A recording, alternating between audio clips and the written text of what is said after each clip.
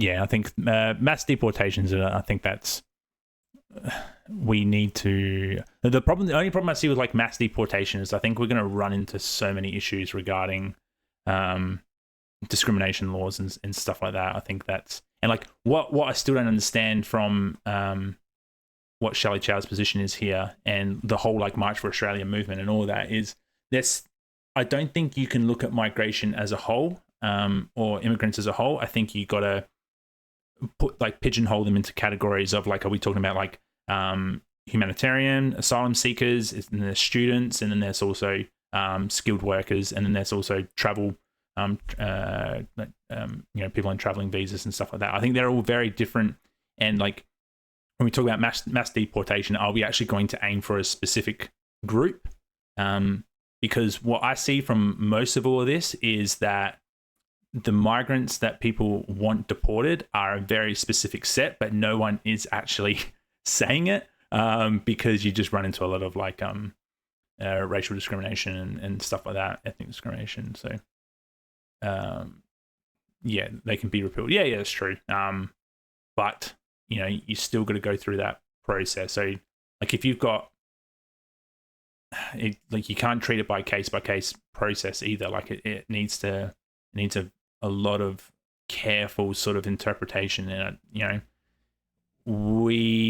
I just don't think it's going to end up being.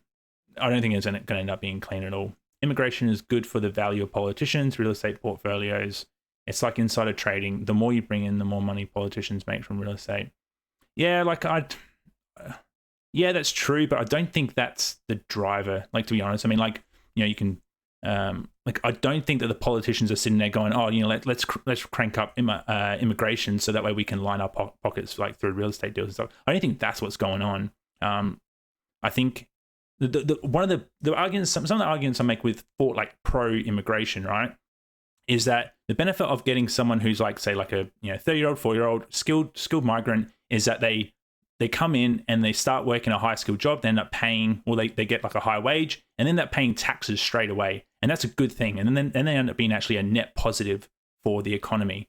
The problem is that when those migrants then end up turning into citizens, and then they can start, they claim Medicare and all that, and then they actually end up being like a lot of a tax burden, so to speak. So but short term immigration, that's actually really good for the economy. But so immigration is really, really good, but obviously like mass immigration is bad because there's always going to be a tipping point. But yeah, so I think there needs to be a balance in terms of in terms of property and housing, but I don't think it's it's a scheme that the government is using to try and line their pockets. I think that's a bit more of like a conspiracy theory, to be honest. I just think that it's just Australia relies on immigration so much for its economy, and it's just kind of, we're at that point where we're going to have to like really scale back on immigration to tackle immigration, but then the economy is going to get hit really, really bad. So it's kind of like, how do you do that so it doesn't swing so far one way and the other? Only 3% of new migrants work in construction. Well, construction, like it's a job. We need construction workers. Like we get more and more projects. You look at just renewable programs, like we're so short on like so many different skills. I think a good argument for the skilled migration plan is probably like what is classed as a skilled worker, and the migrants that we sort of are getting is what we really need is kind of like teachers and nurses and stuff like that. We're getting hounded there too. Wages in West have been stagnating. Okay, I won't be able to go through all these. They won't scale it back. It would never lower the value of their real estate. Yeah, see, I understand what you're saying there, like in terms of their real estate portfolios, but I just don't. I haven't been convinced yet that it's the real estate portfolios that is like their main source of, the reasoning why they're like cranking up immigration is just because of their real estate. I just don't think that's a strong. I think it's a very, very simple, strong like argument to make. I don't think it's that simple.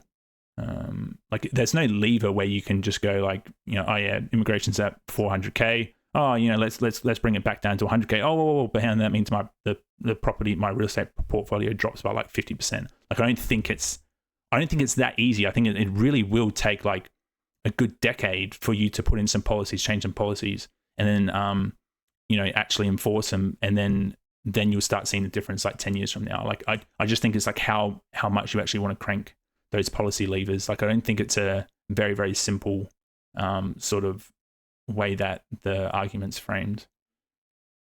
Most of large property portfolios. We don't need immigration, we need better politics. Yeah, I 100% agree with that. I think the problem with a lot of these debates and stuff like that is the trump card always is that we do need better politics. I 100% agree with that. But we got to deal with what we have, and I think you can't just go in and nuke it. You kind of got to work with what you got.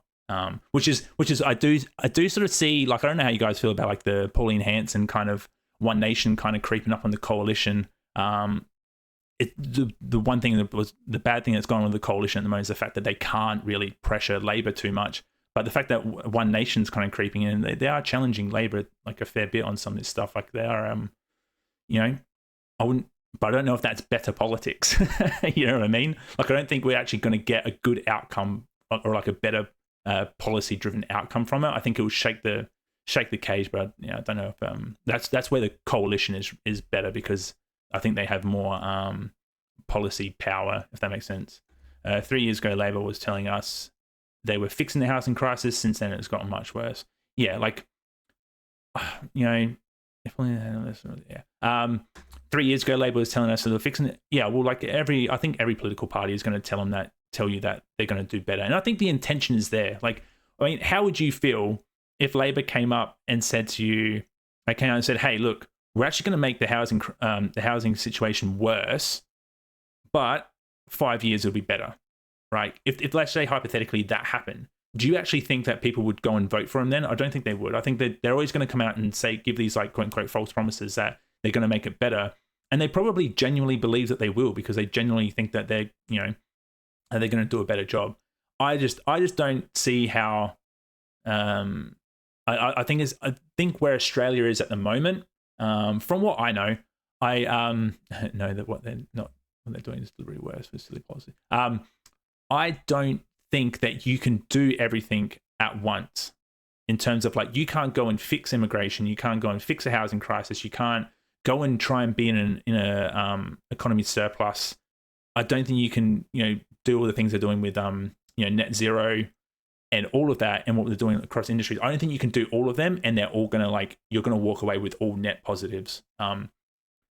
Just because they're just so intertwined, everything being intertwined. I just don't think you can just push everything up and then everything's gonna be better. I feel like there has to be some sort of realistic conversation there where it's like, okay, yeah, we're gonna do. If our main goal is to basically help the housing crisis, then we're going to pull this lever on immigration, where we're going to like half it. Let's just say we drop it to 200K, even though it probably needs to go less, but let's just use 200K. We're going to drop it to 200K.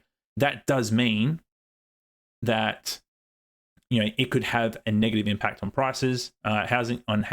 It could have this effect and this effect on like universities, because, there's less students. It could have effect on work, like some sort of industries, like, what if you lose, most of your working visa sort of people, or travel visas? There goes all your hospitality workers, farmers, fruit pickers and stuff like that. Like you might lose a lot of those sort of stuff. So industry's going to get hurt as well. Like, so, but you're going to be fixing immigration. So immigration might come out in a net positive, but your industry might get hit, and housing might get hit too. So, So I just don't think you can do everything. So I think that's the problem with Australian politics, is we don't know how to have that conversation of, if we do this, it's going to make this worse in the short term, but it's going to do this in the long term. And like, I think that's what's going on with like the energy crisis as well, in a sense as well, is that rolling out the renewables, you're probably going to see, and even the CSRO say this, you're probably going to see a price increase, but then it's going to drop, like, say, 5 years or a few years down the track. Like, but people are going to see that short-term price rise, and then, yeah, like it's unfortunate. That's the sort of nature of it all. What have we missed here? No, we're doing. You really think that they cannot understand that 5% deposit schemes are going to make it worse? Yeah, I think it made it worse for those houses that were like. I actually have some friends that 5% deposit actually helped them get into the market. Okay, so I think there's going to be outliers where it's going to it's going to help people. But yeah, ultimately, like I think they even recorded it that, you know, that house prices in that sort of 1 mil less bracket all basically went up in price because, you know, now people can afford it. There's more supply for there, and therefore, yeah, like it did help a lot of people get into the market, but it also did have a, you know, it did pump up, you know, property prices. So, you know, like for those people that did get into the market because of that 5% deposit, it helped them. That's a net positive for those people. But then it's always this, you know, it's always going to help someone and then not help other people. Like that's why I don't think you can help absolutely everyone. And that's the thing I think they're trying to play with. There are countries with less land than New South Wales and a larger population that do not have a housing crisis. This is deliberate. Again, I just don't like to think that I could just be like, maybe this is one of my things, but I don't think it's deliberate in the term of like, hey, let's try and make things worse for Australia. So, you know, just because we want to get rich. I think it's a systematic issue with how we do policy. And I think the changes that are required to fix this sort of stuff are so long term that the way that we do politics in the short term just doesn't. It's a very, very hard balance, and it's kind of like you push the foot on the accelerator. You can push your foot on the accelerator so hard, but you got to wait like, you know, minutes for the actual thing to kick in. Whereas like people want that, put the foot on the accelerator and feel the speed straight away. I think it's like, yeah, like that. I just think it's one of those things. But hey, like I could be, you know, wrong there, but that's, you know, I just don't see, like you look at like the rollout of renewables, for example, like they only just started the renewables things like, you know, a few years ago or whatever, or solar. Like let's use solar example. Solar was introduced back in, you know, like 2010 or whenever it was, and it's only now, like a decade later, where they've actually been able to like make them more efficient. They've been able to, you know, like within an electrical system, make them such a net positive. And we're only seeing that like a decade later. Like things take time, and you've got to play with them, and you actually got to integrate into a system before they start being beneficial. Policy works exactly the same. They're going to release something, and you're going to have to see how everything reacts, and then you actually, you know, you go from there. But people want results now because people are struggling now. You know, I think we can all agree with that. All right, wages will rise once we stop relying on immigration. Didn't we just receive something recently saying that wages? I think wages were rising. I can't recall.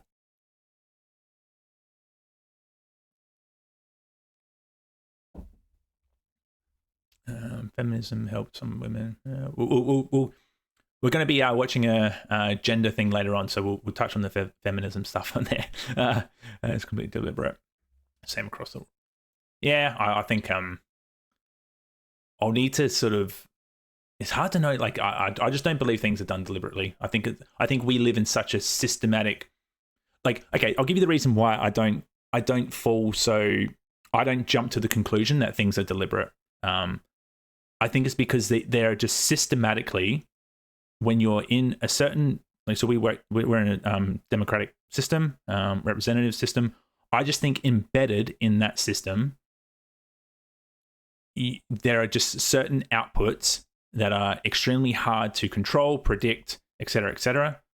And I like if it was deliberate, that means you've got like hundreds of like politicians, you've got hundreds of people in the industry, you got hundreds of people like throughout the years that have all had the same goal, which is to deliberately ruin a country, is what you're sort of saying, right? I just don't think that is true.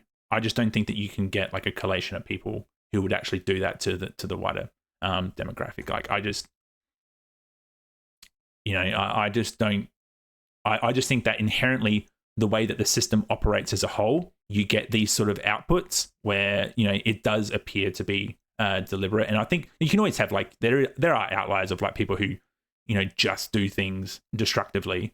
But I just don't think as a whole you could look at it and go, oh, they're deliberately trying to ruin the economy. They're deliberately trying to drive house prices up, et cetera, et cetera. I think it's more of like a systematic, you know, process that sort of inherently happens with an economy that is continuously trying to grow.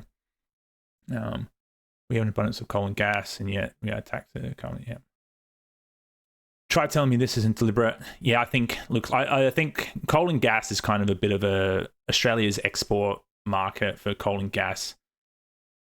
Yeah, I think the industry just has a very, very strong chokehold on the government with that. I mean, this is my, what I've looked into. Like, it is kind of obvious that gas lobbyists and stuff like that do have a huge influence on our political leaders and stuff like that, and they're the ones that fork up the most amount of money for investments and et cetera, and buy the most bonds and all that sort of stuff. So I do agree there's like a big issue there, but I don't think I think it's not deliberate in terms of they're deliberately trying to make housing worse for people and making people's lives worse. I don't think that is the intention. I mean, even though that is an output.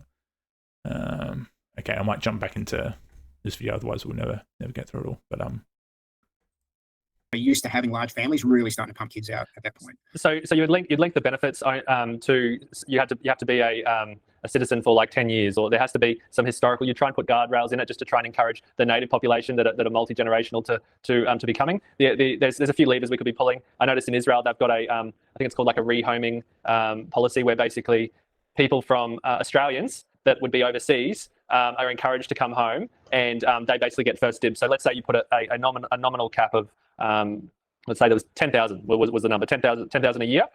Australians get the first dib of that 10,000, and when the 10,000's up, that's it. There is no more people that are coming to the country. You have to make sure that there is alignment in terms of what they believe, and to try and make sure that the cultures that you're bringing in are going to really work well with the Australia that all the Australians that are currently living here have built. Do you think that? So, like, what are you sort of talking about here about this? Because I actually looked into this in terms of how does Australia determine if a migrant will, I'm going to butcher this word, assimilate into Australian culture during visa application.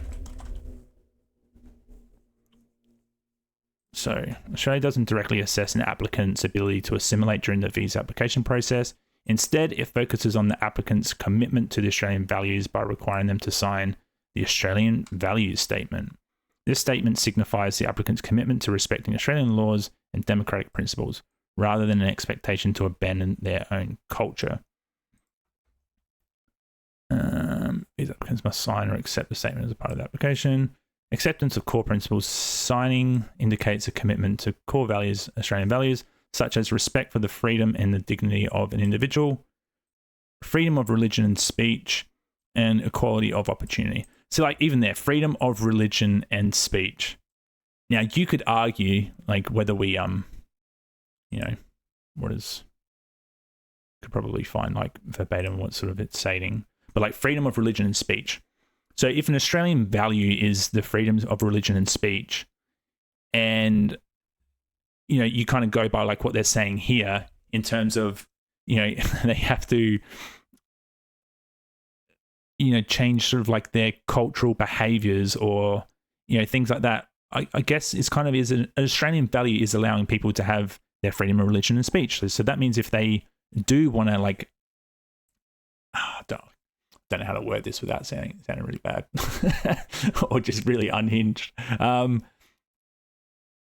But a lot of the things that people complain about immigrants regarding like their cultural values and stuff, one of our values by the looks of it is basically saying that they're allowing people to do that. So it's like almost, hypocritical to a degree when we start then judging them based on like what their cultural norms are. Like it's just, I don't know if you guys sort of, feel that as well, or if you kind of interpret that in a different way. But I just don't sort of, I don't quite to try and make sure that see how we can say we get people to sign this and then be like, okay, yeah, but you're not, you need to change the way that you do your religion speech. Like, yeah, the cultures that you're bringing in are going to really work well with the Australia that all the Australians that are currently living here have built. So that's what, like, how do you assess that? That's like my biggest sort of thing is like, how do you assess that someone is going to fit into Australian culture or not, or there's not a test for that. So what do you do? Like, if you're going to be, I just think that there is a specific group of people, or there is a specific set of migrants that they are trying to, you know, pigeonhole these sort of statements to, and they're just not saying it. They're just using the broad brush of, you know, we should have this sort of immigration plan or this you know, policy, but they're kind of being very specific about who they're trying to talk about, and that's just sort of what I'm trying to nut out there, because I just don't think they're going to be able to. I think if you just continue painting the broad brush of saying like, oh, this is going to be the immigration policy, then you're never actually going to achieve what you're trying to achieve.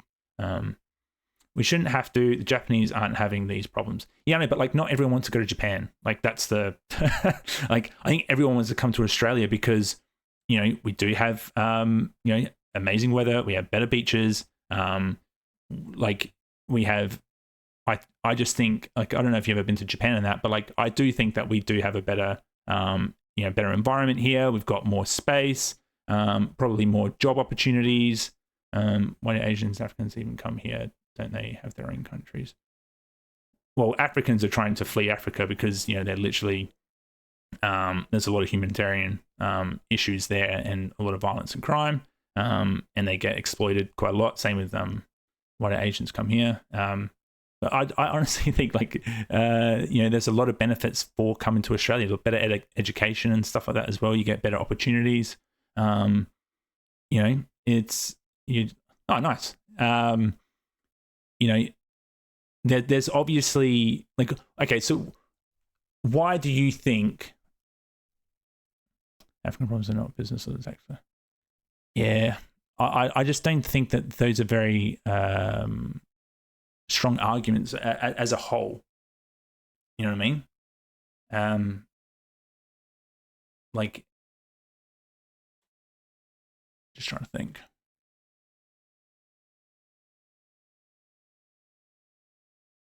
Like, if there's more opportunities and there's an easier pathway to come into Australia, and that there is more opportunities, it is a safer place and that sort of stuff, then I understand why you wouldn't come to Australia. Like, that's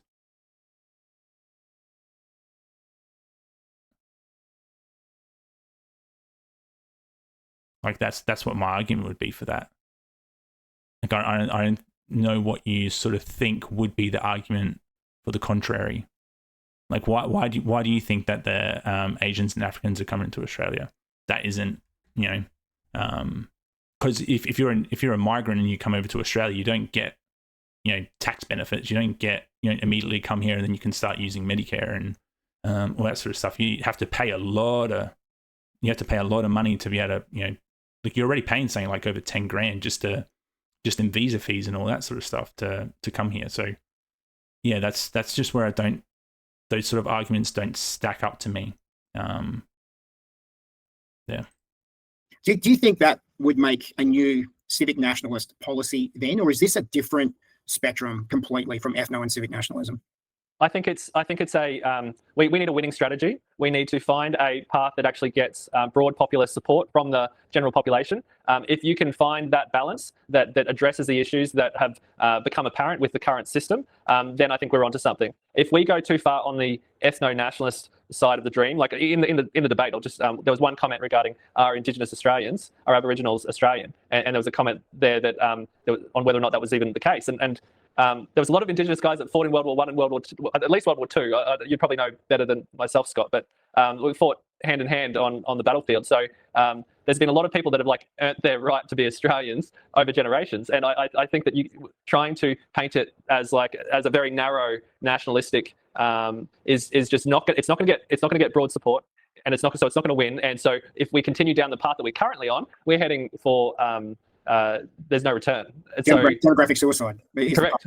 Correct. So it is something that needs to be done as soon as possible. It's questionable in my mind that we may not have even gone past that point already, and that the damage is irreparable at this stage. It's possible. That's right. We are on the tipping point, because there is still a lot of Australians that are effectively demographically suicidal in their beliefs. So you need to try and get the majority on board. Otherwise, it's no turning back. Yeah. Is it the civic nationalists that got us into this situation? I mean, we know left-wing ideology, and the Uniparty, we can call it the Uniparty, are very aligned with each other. I think we both can agree on that, there's no doubt. But it seems that they're both addicted to the quick. Like, if there's more opportunities and there's an easier pathway to come into Australia, and that there is more opportunities, it is a safer place and that sort of stuff, then I understand why you wouldn't come to Australia. Like that's what my argument would be for that. Like, I don't know what you sort of think would be the argument for the contrary. Like, why do you think that the Asians and Africans are coming to Australia? That isn't, because if you're a migrant and you come over to Australia, you don't get tax benefits. You don't get immediately come here and then you can start using Medicare and all that sort of stuff. You have to pay a lot of money to be able to like, you're already paying something like over 10 grand just in visa fees and all that sort of stuff to come here. So yeah, that's just where those sort of arguments don't stack up to me. Yeah. Do you think that would make a new civic nationalist policy then, or is this a different spectrum completely from ethno and civic nationalism? I think it's a we need a winning strategy. We need to find a path that actually gets broad populist support from the general population. If you can find that balance that addresses the issues that have become apparent with the current system, then I think we're onto something. If we go too far on the ethno-nationalist side of the dream, like in the debate, I'll just there was one comment regarding are Indigenous Australians, are Aboriginals Australian, and there was a comment there that on whether or not that was even the case, and there was a lot of Indigenous guys that fought in World War I and World War II, at least World War II.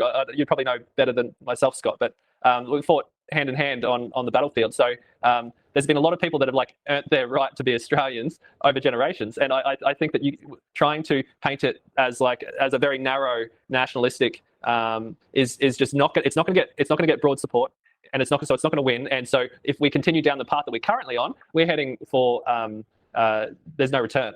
So, demographic suicide.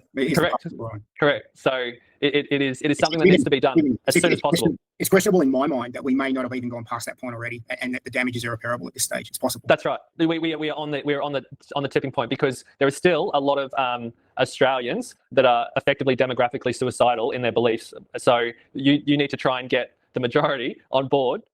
Otherwise, it's no turning back. Yeah. Is it the civic nationalists that got us into this situation? I mean, we know left-wing ideology, and the Uniparty, we can call it the Uniparty, are very aligned with each other.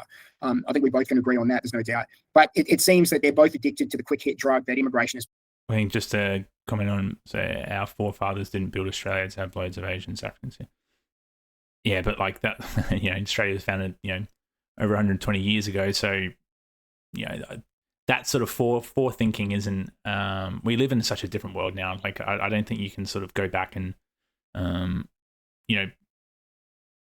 try and basically apply what they thought was going to be Australia today. A century ago, the world was 30% white, and now it's 7%. The world was 30% white, and now it's 7%. You reckon? What is the percentage of white people in the world? It's probably really 16%. We're looking at white people make up 16% of the world's population. I found that's coming from the trusty source of LinkedIn there, in comparison to the global population of Asian descent. But you kind of think of what how many, like Asia and India, I think, are the two countries with the most amount of people in it. Yeah.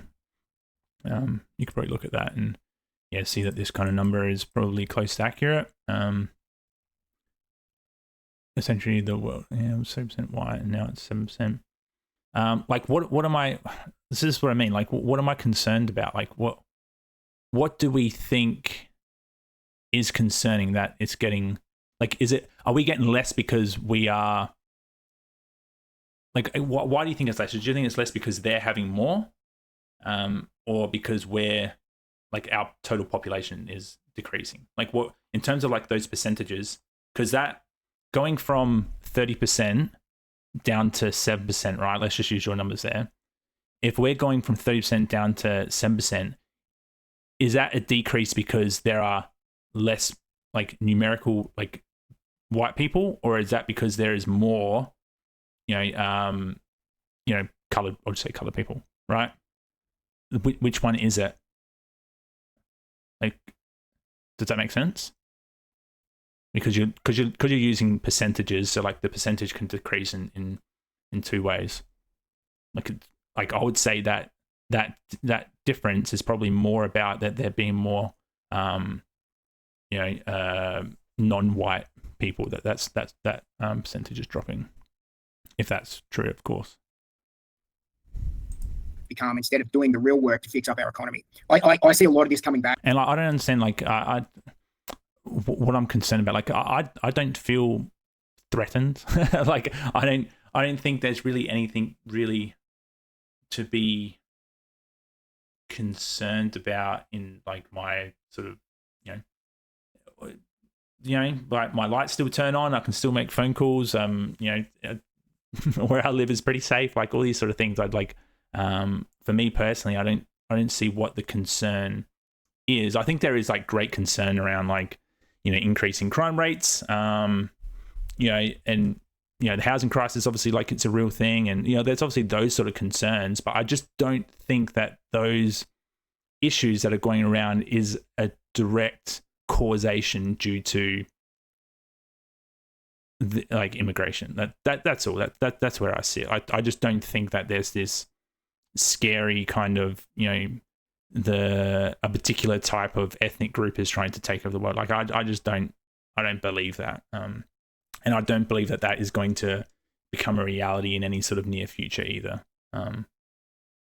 Like, I just can't sort of see that happening, especially in Australia specifically as well. Like, I don't think, like, in 200 years from now, Australia is going to be like the second Asia, like, or something like that.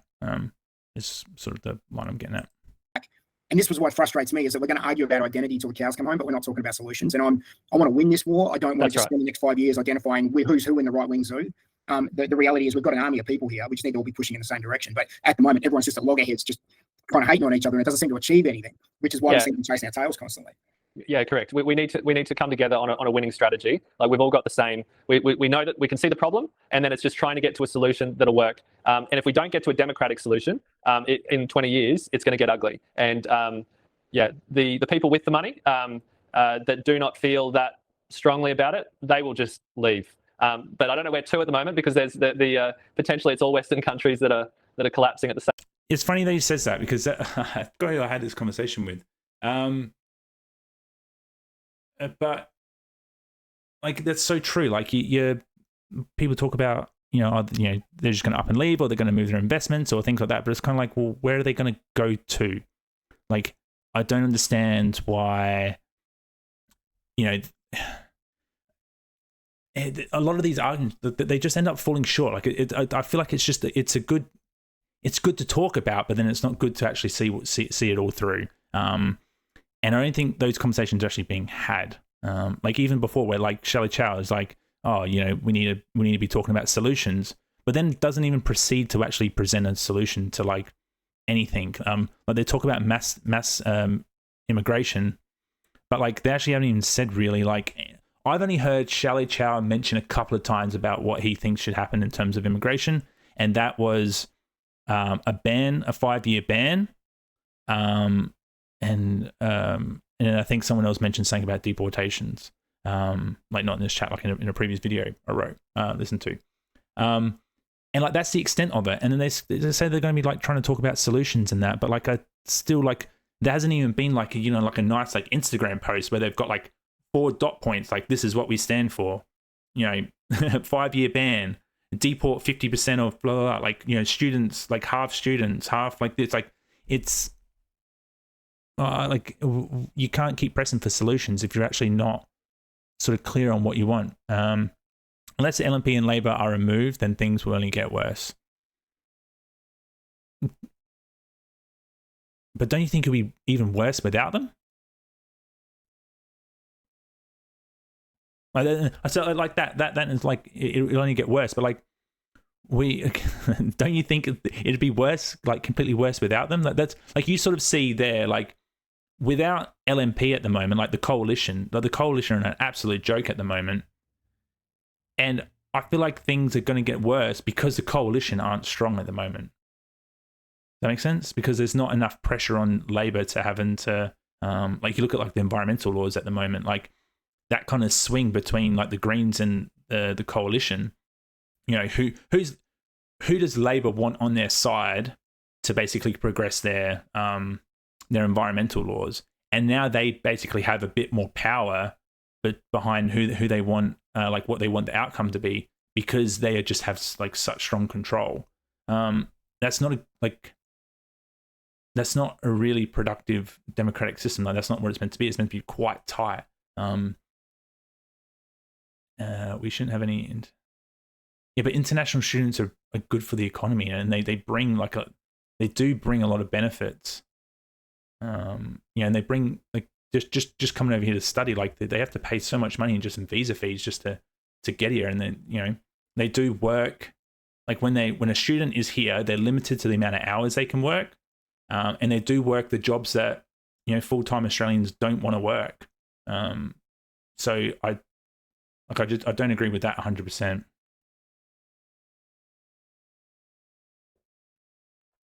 We need Rennick and or White Australia Party.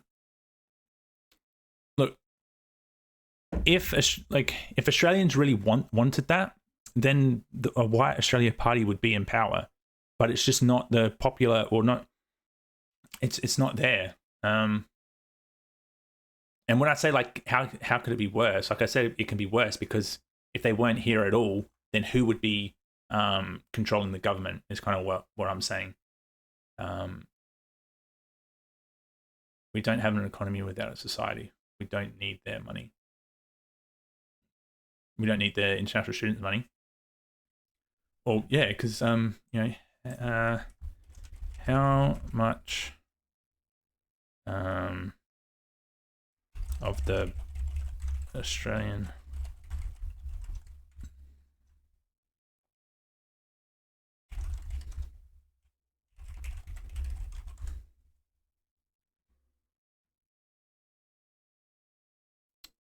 and budget includes specific allocations for, okay, that's not what I wanted. How much does, how can I word this? I don't want to call it income because it's just not really right. So yeah, from international students visas. Australia earns over 50 billion annually from its international student sector, which includes tuition fees and spending on goods and services. This figure represents the value of international education as a major export for the Australian economy in 2024. Total export income in 2023 financial year, international education contributed approximately 50 billion to the Australian economy.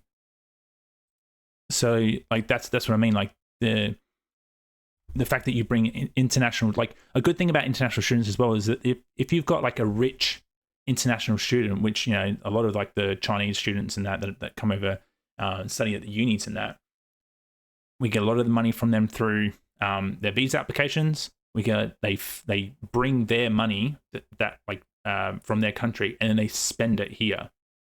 Like they go to shops, they go tourism and all that sort of stuff. Like they bring their money and spend it here. Visas. Australia earns over 50 billion annually from its international student sector, which includes tuition fees and spending on goods and services. This figure represents the value of international education as a major export for the Australian economy in 2024. Total export income in 2023 financial year, international education contributed approximately 50 billion to the Australian economy. So, like that's what I mean. Like the fact that you bring international, like a good thing about international students as well is that if you've got like a rich international student, which, you know, a lot of like the Chinese students and that come over study at the unis and that, we get a lot of the money from them through their visa applications. They bring their money that from their country, and then they spend it here. Like they go to shops, they go tourism and all that sort of stuff. Like they bring their money and spend it here. Okay, and it's you've seen the Australian that only mentions the economic aspect and says nothing about this. Yeah, but what's the societal destruction? That's the Australia was. I'd say before. When did I have this conversation? I said some I did have a really, really good conversation with someone, and we were talking about, because it was Howard, I think. Yeah, like Howard brought in some legislation, and then immigration used to be like down towards like in the early 2000s, late 90s. It was down at like 150 to like 180,000, I think. So this is somewhere around that figure. And at that time, like between 100, let's just say 150 to 200k of migration was a good number. And then all of a sudden, after I think Howard brought in some legislation, then those figures, that's when they started creeping up into 200s and 300s, and that's when immigration started to, creep up and up and up and up.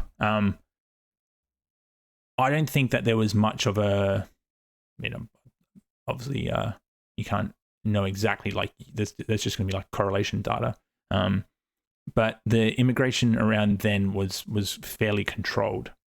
Asian politicians, cost of living, housing crisis, machetes, give me a break. I think like Asian politicians, not too sure what you mean by Asian politicians, sorry. Cost of living, housing crisis.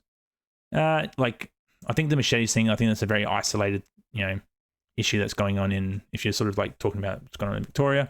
I think the heaps of what was that bloody video that I saw before? Like, have you guys seen like the we might watch it later too, but like the video around that I think it's like an Indian dude or a Middle Eastern dude is like squatting and taking a piss on the side of the road, like behind a car and behind a tree, and some dude runs up to him like holding a camera and basically cursing at him and all that sort of stuff.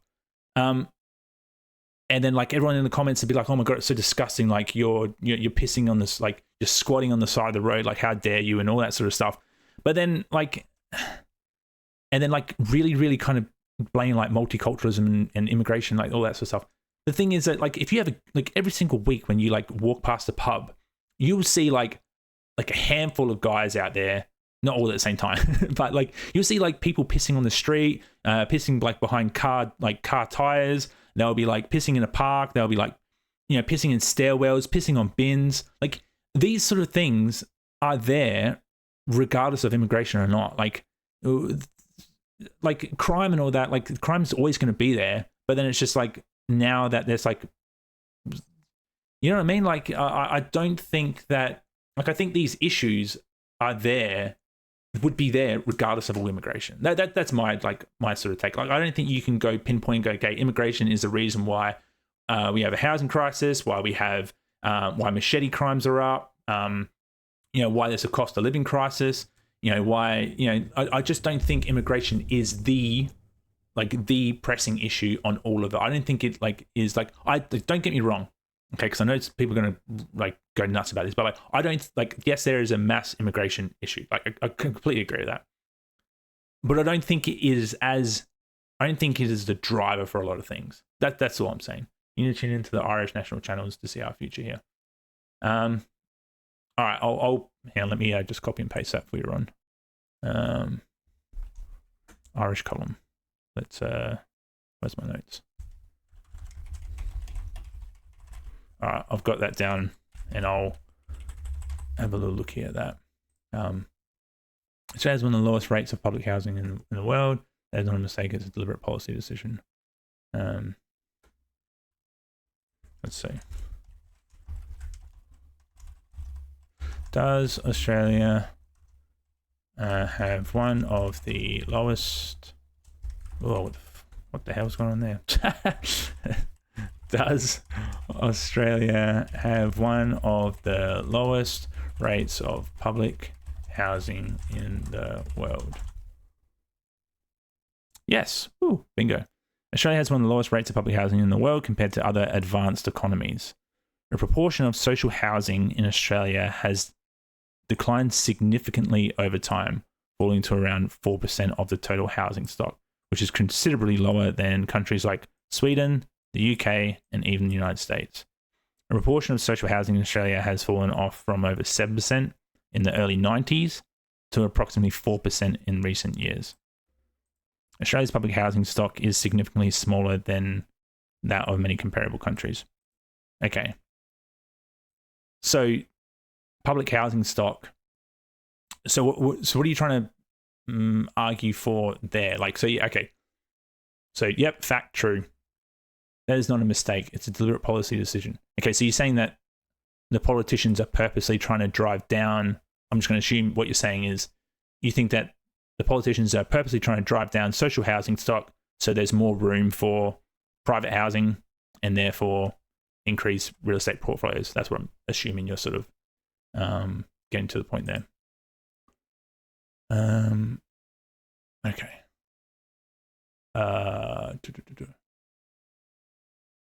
All right.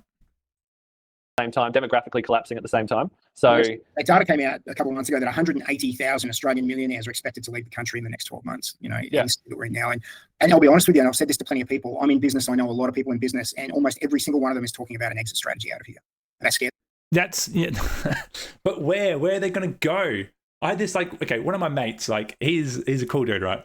One of my mates, he's in fire engineering, and then he had this conversation with me. He's like, mate, like as a business, we pay heaps of taxes. It's so effed up here. You know, like we're actually considering, you know, moving from Australia because we don't want to pay as much taxes. Blah blah blah. And I was like, okay, well, where are you going to go? Like all his clientele, everything that he's built up here is in Australia. We live by the beach. We live in a really, really good area. It's safe. We got really good schools around. We got really, really good healthcare. We got like all these things. Like I don't understand this argument because if all the millionaires and like all these like really, really successful people are quote unquote like doing it rough here, I don't understand that because why? Like why would you leave? Like, and where would you go? Like, where do you go? That where's better? Like in my eyes, like I've traveled to like so many different countries and I've seen how like what the living standards are in all those different countries. Like, you know, like Ron mentioned Japan before, everywhere in Europe, UK, Scandinavia, US, Canada, all those sort of places. Like you go there. And most of them are having the exact same issues, if not worse. And if you're kind of already established here, and if you're kind of in this pool of people that's Scott's talking about here, like these millionaires, business and blah, blah, blah, where are you going that is so much better that you're going to actually like move away from friends, move away from families, moving away from like your established life that's going to be worth moving. Like I just don't understand. Yes, of course, public housing destroys the value of politicians' real estate portfolios. Every politician in Australia has the vast majority. Okay. Do you think that where social housing is, right? Do you think that politicians who have these massive real estate portfolios, do you think that they're investing in the areas where the social housing is? Like, because I grew up in like the northern suburbs of Adelaide. I don't know if you're from Adelaide or you know Adelaide very well, but like there's a lot of social housing there, and it's a very rough area. And you know, if you go out like towards like Elizabeth and you know, like Andrews Farm and like all those sort of like out towards that Manapara and all that, like there's some rough areas, right? And there's a lot of social housing there.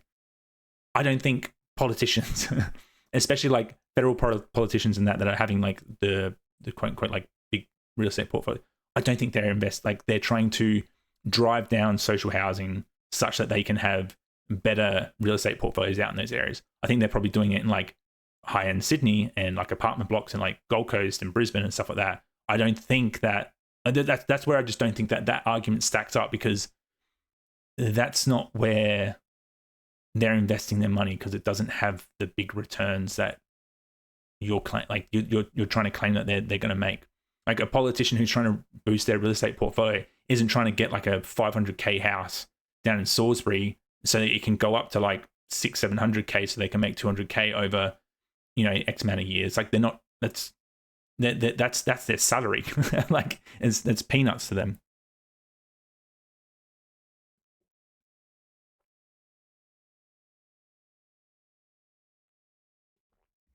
Yeah, but you're going from the 70s to now. Like that's over 50 years of change. That's like you look at any sort of like real estate, like from the 70s to now, like what is the most common investment strategy for a politician? I wouldn't say it's a safe investment. Like, okay, maybe I should preface this. I'm not saying that you're wrong, okay? Because I don't know everything about like housing investment and all that sort of stuff. Like I don't know everything about it. I'm skeptical of making these sort of absolute claims that they're doing this so they can boost their real estate. That's me just being skeptical of those arguments. I'm not saying that they're wrong. I would just need I just don't think I don't think it's they do this, therefore this happens. I'm more of I think systematically there is a lot of things at play where, the output is that real estates go up, real estate portfolios go up. And if you're in the, I have real estate and stuff like that, but I don't consciously go out and make decisions such that, we get these sort of big returns sort of thing. It's more or less, it's just a safe, it's a safe way of investing your money, right? Yes, they saw what it did to real estate values in the 1970s, and they would not be making the same mistake twice. I just think that sort of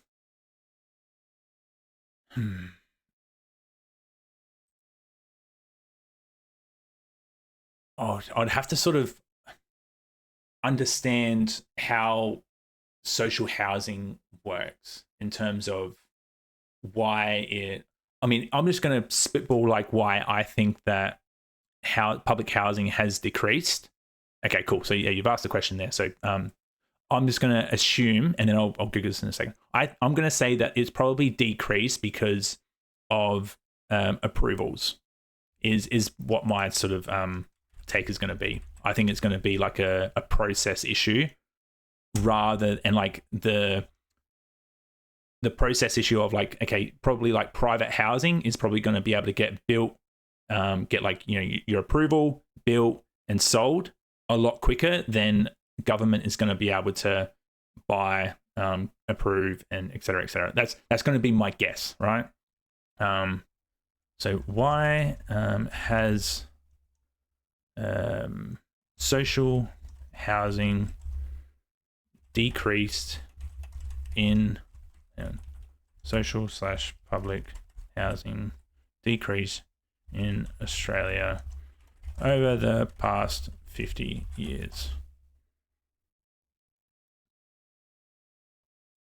Chronic government underinvestment, shifting housing policies that favour private ownership, and the sale and demolition of private. Okay, all right. So I think this one here is kind of what you're touching into there. So chronic underinvestment. So governments across all levels have reduced their investment in social housing from the mid-70s to the early 1990s. Public sector, new homes builds average across, and then has dropped to 6,000 and then 4,000. Okay, so a good question there would be why. Now let me I'm gonna chuck these in my notes. Okay. Shifting government priorities. There has been a political shift away from public housing. Governments increasingly prefer to target housing assistance towards first home buyer programs. Okay. A popular vote winner for the wider electorate. Okay. Transfer to community housing. A deliberate policy shift has seen some public housing stock transferred to the community housing sector. Fuck's a community housing centre? Well, this has been led to an increase in the number of community housing households. It reflects a reduction in the directly government. Okay, so what's the difference? Long-term public housing makes government money. Short-term, it makes it mean less homeless people. Long-term public housing makes the government money. Short-term, it makes it means less homeless people. Yeah, okay. A deliberate policy shift has seen some public housing stock transferred to the community housing sector. So what's the community housing sector? Like, how's that different to... Is that when you get like in Glenroy, in Vic, there was loads of public houses on large blocks of land. This began in the 70s. Both LNPs slowly started selling them off as early as 2010. They clearly moved the people. Yeah. Community. What is the community housing sector? Community housing sector provides secure, affordable, long-term housing for low, moderate income families who are unable to access the private rental market. Okay. It is managed by non-government, not-for-profit community organisations and local governments, which receive government funding to help address the housing shortage. Oh, okay, yeah. All right, I get it now. Rents are subsidised. Yeah, okay. Either based on a percentage. Yeah, okay. All right. So that to me, that sounds like a different mechanism for dealing with low to medium income earners, people to apartments. They advertise the new apartments but fail to advertise the sale for large blocks of land. That made the government money. Yeah, and I think like trying to think of is it build to rent now? Like, isn't there like a new sort of way for people to get into the housing market through the build to rent sort of mechanism? I kind of feel like this kind of feeds into like those low income earners too. Privatisation. Some existing public housing has been demolished and there have been policies aimed at selling public homes to the private market. Government responsibility and resources. A structure of Australian government where states are responsible for housing, but the federal government holds the majority of funding. This has led to buck passing and a lack of sustained investment from either the government. All right, so let's sort of circle back around. So where I said before, okay, so nothing to do with getting approvals and that. They've obviously dropped public housing, but it sounds like they've got a different mechanism for dealing with those people. Rent assist drives up rent. Yeah, I'd say like the rent assist is kind of similar to like what your first homeowners grant, whereas like you give people more money to be able to get into the market, and then the private owner's just going to go, okay, sweet, I'll just, now that I know that they have more money, I can just prop up my price. Then people call the real estate market as a free market. There's nothing free about the Australian. Well, I guess it is a free market in terms of you can get in and out of it, and then you can freely change the price as much as you want. I'm pretty sure like it's driven by state, but I know recently in Queensland, like you could only increase your rent by a certain amount. That way, like people aren't going from going like $500 a week rent, and then now that demand's really high, we're just going to change that 500 to 700. I think that's I think that needs to be better managed. Actually, said over and over again, the Parliament, you just need to do what you used to do. That is to fix that. Yeah, see, I did a video a fair while ago around the housing sort of stuff, and negative gearing is not the free market. Yeah, like I think negative gearing needs a complete reform. I'm a fan of reforming negative gearing. 5% deposit. Yeah, I think 5% deposit. Like it does help some people, but I think as a majority, does it help? I think there should just be limitations, or there should be like other things in play. Australian real estate policies in the 1970s make sense. Look, I think when it comes to housing, like I think there's a better way of dealing with housing at the moment and that's more around like utilization. I think utilization is going to have a huge effect. Like I think housing utilization could be a way of, you know, getting more stock into the market. You know, like I don't know if you're familiar with like the Byron, the issue with like Byron, how like most of the housing in Byron became like Airbnbs, and that pretty much just decimated Byron, which was like very sad to see. But they've sort of cleaned that up now. But I think there's like a lot of Airbnbs and stuff like that are, you know, there's a lot of empty apartments and empty houses in like really highly sought areas, which, you know, are close to those houses are close to like services and schools and stuff like that, which, you know, they should be rented out. And also it helps like the hotel industry and stuff like that again, instead of like, you know, everything being Airbnb. But I think they're tightening up regulations and policies around that now as well. Yeah, I still think it's a very, very touchy subject around housing utilization, but I do think like, you know, trying to incentivize people to downsize, I think could be a good way to. And this is in conjunction, like this isn't like this is just what you do. I'm saying like I think there are little ways that you can do things in every single little corner. You could tighten up negative gearing. You could tighten up housing utilization. You could tighten up immigration. You could, you know, tighten up, planning approvals and stuff like that. Like you could do all these little things at once, and I think it would make a big difference. It does not help first home buyers if you buy a 1.5 scheme city pays you pay.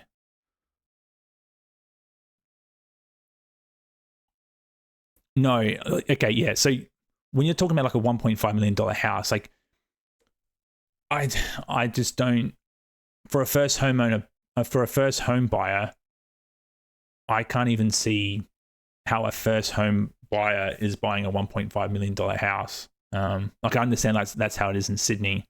You pay 75,000 bank interest in 1 year. This is not. Yeah. Okay. All right. So I'm not going to like argue against like it's fucked. Like I completely agree that, you know, it's something stupid now where it's like 12-1, like in terms of like your wage compared to like housing prices and stuff like that. Like 100% agree that is very, very fucked.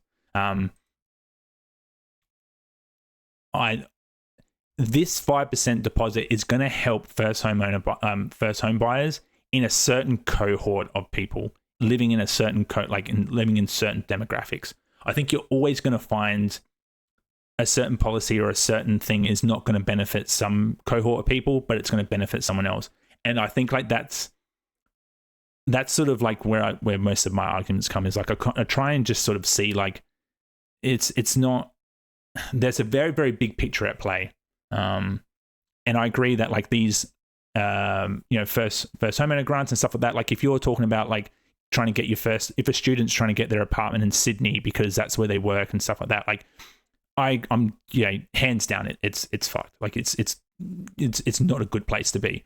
But for like that sort of, family, like a family that's living in like Salisbury who's trying to get their first like 500k home, and they both work like a job where they only get like 60, 70k, like that first homeowner's grant is going to really, really help them.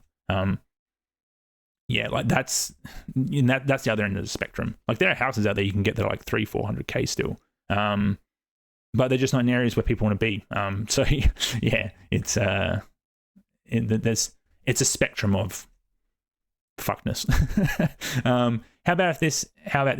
If the population increases by 46% over the 25-year period, and housing density needs to increase by. Okay. Yeah, see, I don't think so. Hang on. How about this population? But like, you can have a population increase, and then you can just have more people live in those houses if the houses could, if the houses are big enough. You know what I mean? Like, you don't need. Not every one person needs a house. So yeah, I don't think it needs to increase by 45%.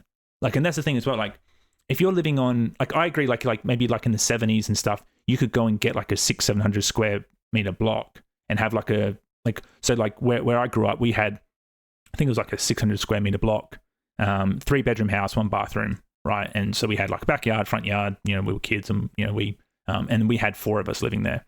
All right. You could get that, and that was, I think, I can't remember how much one paid for it, but it was only like, I think it was like 70, 80 grand or something, right? Back then you could do that. Whereas now, like the way that the population is now, that sort of ratio of house to land is just gone up so much more in value. And I just don't think like if you want that in an area like that is like a highly dense area, I just don't think that's it's not comparable. I think that's the how things were in the 70s to now the the mid 2020s. It's just not comparable, and people don't want to be in those areas anymore. They want to be in the hustle and bustle in the cities and by the beaches, and where all the restaurants and all the all the cool cafes and stuff are. Like, life is very, very different now compared to before, and I think that's got a influence on it too. But you got grandparents now that are like literally sitting on 600-700 square meter blocks in like a big 4-bedroom house, and it's literally just them two, and then they're just kicking back in like a highly sought area because everything's sort of developed around it. There's that argument too, and that's where the utilization argument comes in. Like that 600-700 square meter block can now be turned into like a unit block that could house 6 units on it, and then you've gone from like 2 people on that block to now it could be like 12 to 15 people could live on there. What Albo wants is housing density to increase in his area while the population increases. Yes, that's what I propose hard. Yeah, so that's all right, cool. So all right, we're touching on something cool here. So grandparents oppose high-rise apartments. Yep, I agree. Except I do agree, and that's why I think there needs to be an incentive for downsizing. And I think if you had, I can't remember if I've hang on, let's are there apartment blocks, apartment developments for older generation?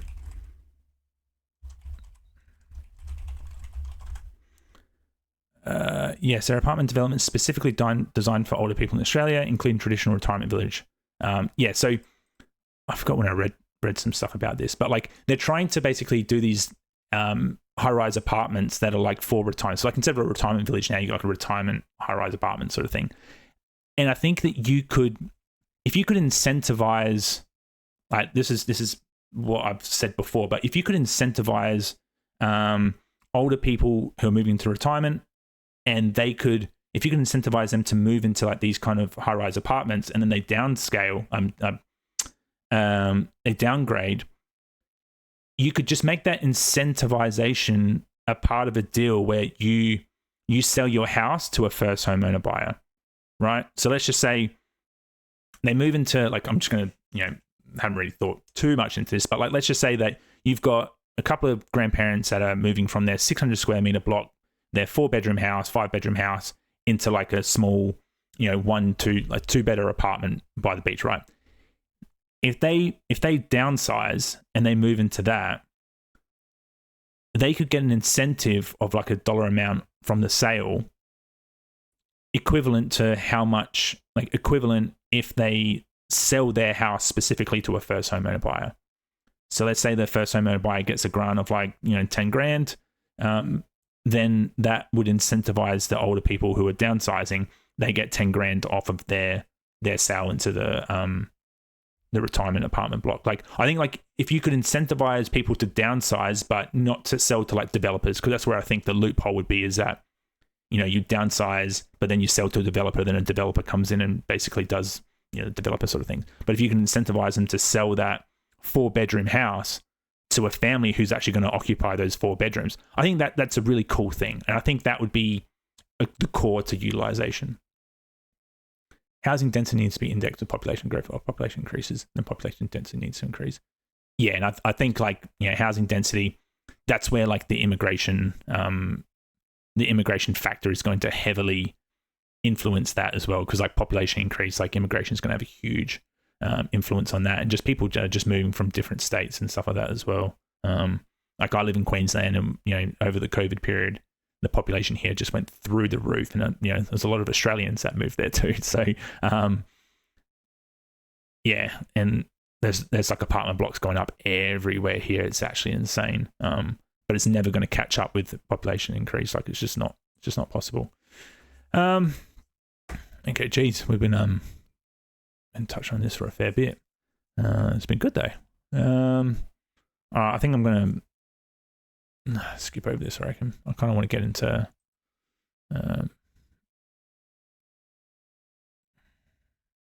this is that video I was talking about before. Facebook media. I did want to see the fascist march.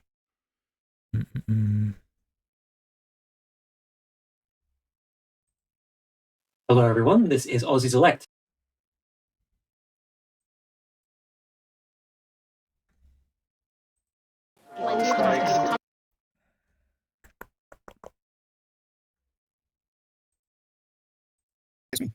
And that should scare us, because that will, similar to what's happening in Victoria, the ones that don't like Victoria leave Victoria, and they come up here slightly left-leaning, but maybe not as much, and going, oh man, it was bad down there, and so you end up with Victoria just continually going down the gurgler.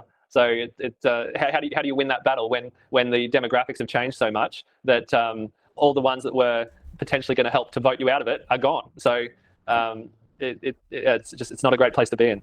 No, it's a very tough place to be in. And this is a broken economy. It's a broken economy that has to rely on immigration, like a drug addict has to rely on crack to get through his day. And I don't understand why successive governments haven't taken the initiative to repair and implement tax reform in this country, especially after we did the Henry tax review. Not that that was perfect, but it had suggestions in there that had they been implemented, we might see ourselves in a completely different position right now. But since 2020, it's just been one fucking thing after another in Australia, and we just don't seem to be able to get ahead of it. This thing potentially will get worse if we don't see some kind of change in 2028. I don't believe that one nation are completely the solution for us politically here. And while we continue to argue over civic and ethno-nationalism, this huge political void is going to be filled by something. Yeah, so one thing that's always bugged me is how many homes, for example, politicians have. And in terms of, so there's a perverse incentive. They don't want the music to stop. And their entire wealth is linked, like a lot of them are linked to it. So to me, that's a bit of a conflict of interest. If you're trying to actually do the best thing for the country, having that as like an incentive in the background is going to stop you from making these hard decisions that potentially cause the housing market to soften. And yeah, I think that's where the argument on negative gearing also comes into. They got brought up before, multiple properties, negative gear, incentivize you to have more, et cetera, et cetera. Yeah, I think it wasn't the union that sort of tried to come in, and they wanted to push forward a reform around, capping. You could have like, one or two investment properties, and after that, then your negative gearing incentive decreases or completely goes away, I think. And then there's also capital gain tax as well. I think that needs a huge reform too. That's just not a good place to be in. The other thing that Rennick always brought up, which I think is quite insightful, is the amount of debt that is locked up in the housing market compared to actually active and being able to be used in building businesses and things that actually create wealth. So money that's locked up in housing, that doesn't actually do anything for your country, and it's good for the banks, and our banks are owned by multinational corporations predominantly. So it's good for other countries, not so good for our country. Housing market compared to actually active and being able to be used, market to soften. And that's just not a good place to be in. The other thing that Rennick always brought up, which I think is quite insightful, is the amount of debt that is locked up in the housing market compared to actually active and being able to be used in building businesses and things that actually create wealth. So money that's locked up in housing. Yeah, I think. Oh, hang on. All right, this is starting to have a couple of things going now. Yeah, so what could you do with that money that was, locked up in housing? Where could that be better? Where could that be better spent? Yeah, 100% investing in, more businesses and stuff like that. I do agree with that too. And I think that would, like, around like negative gearing and stuff, I think that is definitely one of my arguments for a negative gearing reform, is that instead of your money being and your debt being tied up in, more and more housing, you could actually be using that money to, influence or build the Australian industry, building up there. 100% agree with that. That doesn't actually do anything for your country, and it is a